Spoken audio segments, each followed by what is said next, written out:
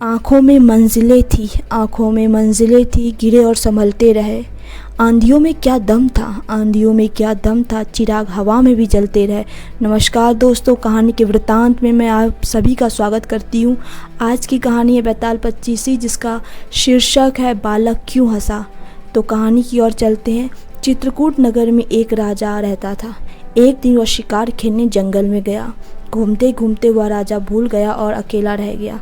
थक कर वह एक पेड़ की छाया में लेटा कि उसे एक ऋषि कन्या दिखाई दी। उसे देखकर राजा उस पर मोहित हो गया। ऋषि थोड़ी देर में स्वयं आ गए। ऋषि ने पूछा, तुम यहाँ कैसे आए हो? राजा ने कहा, मैं शिकार खेलने आया हूँ। ऋषि बोले, बेटा तुम क्यों जीवों को मारकर पाप कमाते हो?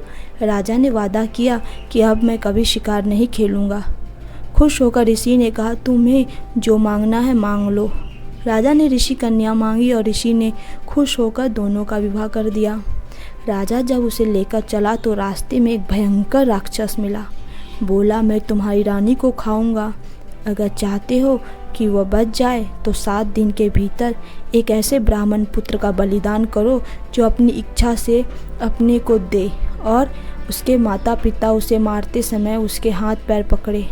डर के मारे राजा ने उसकी बात मान ली।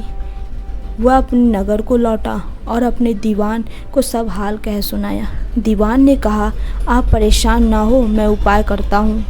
इसके बाद दीवान ने 7 बरस के बालक की सोने की मूर्ति बनवाई और उसे कीमती गहने पहनाकर नगर नगर और गांव-गांव घुमवाया।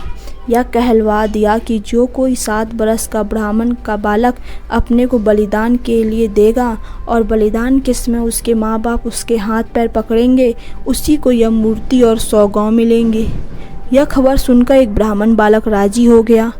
उसने माँ बाप से कहा, आपको बहुत से पुत्र मिल जाएंगे, मेरे शरीर से राजा की भलाई होगी और आपकी गरीबी मिट जाएगी। माँ बाप ने मना किया पर बालक ने हट करके उन्हें राजी कर लिया। माँ बाप बालक को लेकर राजा के पास गए। राजा उन्हें लेकर राक्षस के पास गया। राक्षस के सामने माँ बाप ने बालक के हाथ पैर पकड़े और राजा उसे तलवार से मारने को हुआ। उसी समय बालक बड़े जोर से हंस पड़ा। इतना कहकर बैताल बोला, हे राजन, यह बताओ कि वह बालक क्यों हंसा? राजा ने फौरन उत्तर दिया, इसीलिए कि डर के समय हर आदमी रक्षा के लिए अपने माँ बाप को पुकारता है। माता पिता ना हो तो पीड़ितों की मदद राजा करता है। राजा ना कर सके तो आदमी देवता को याद करता है। पर यहाँ तो कोई